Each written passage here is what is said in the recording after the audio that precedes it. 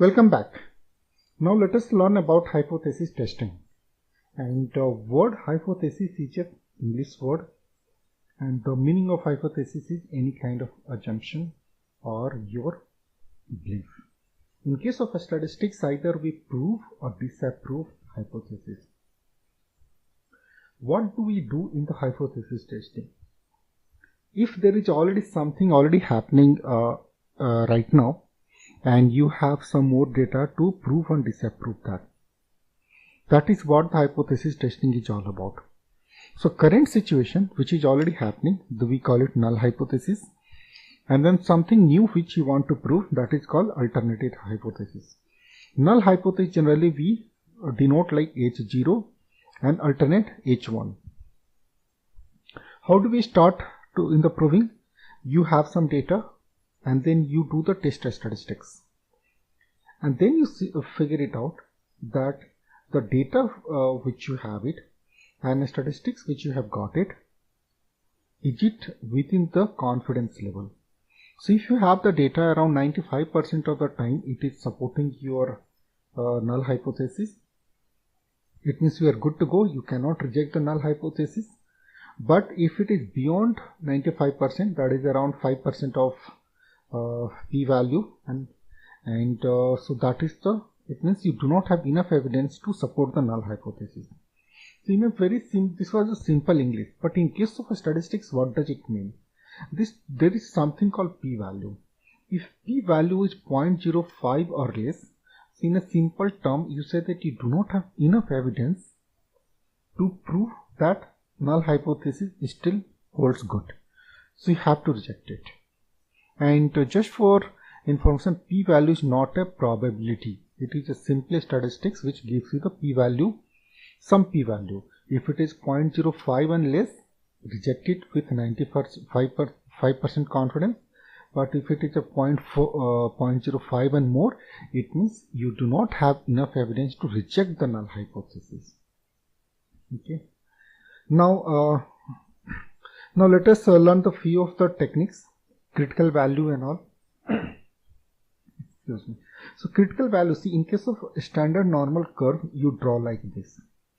The axis over here which you see, all this is your Z0 value, and Z0 value, this is the critical value, and there is something called acceptance region. This is a white one, and this blue color is a rejection or critical region.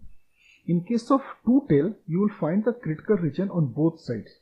Like here, if it is the acceptance region is 95%, critical region 2.5% over here and 2.5% over here. But if this would have been the one tail, so let me show you the words in that one tail I am trying to show. So this is the one tail. This is the right tail. So critical region is here around 5%. Let me make it that. This is, if you see, this is 1%, so this is 0.025, it means it is still 2.5%.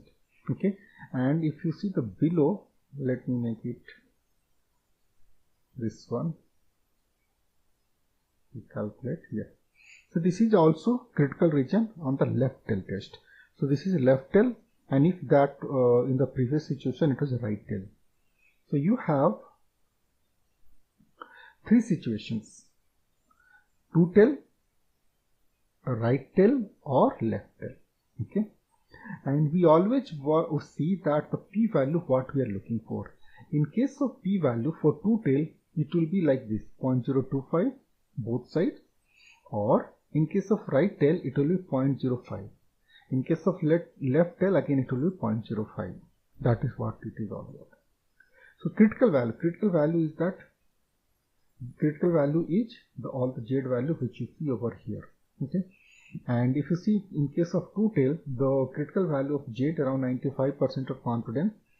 Here minus side it is minus 1.96 and here 1.96. I hope you recollect that this is a symmetric graph. What it means, that if you have any one value, simply put it minus, you will get other side as well. Okay, and so this is what the significance testing, and it may happen that I'm giving you few practical options. Suppose you are doing some testing and p-value is coming 0.06. So it means around 95% confidence it is there. It is simply saying that you have reached to the almost you do not have enough evidence data to reject the null hypothesis. That is a theory point of view, but practical point of view. But if you try to do a little bit more experiment, then you can get a clear-cut guidance whether you should accept or reject, because 94 is around boundary condition. I have seen practically 90 to 95, all these are taken as a boundary condition. So these are not the 100% acceptance or 100% rejection. Simply try to do the experiment few more times. That's all about hypothesis testing. And if you have any questions, please write it on discussion forum.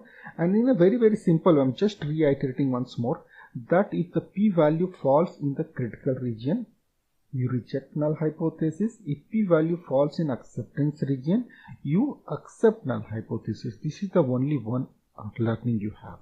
Okay. Thanks a lot. See you in the next one.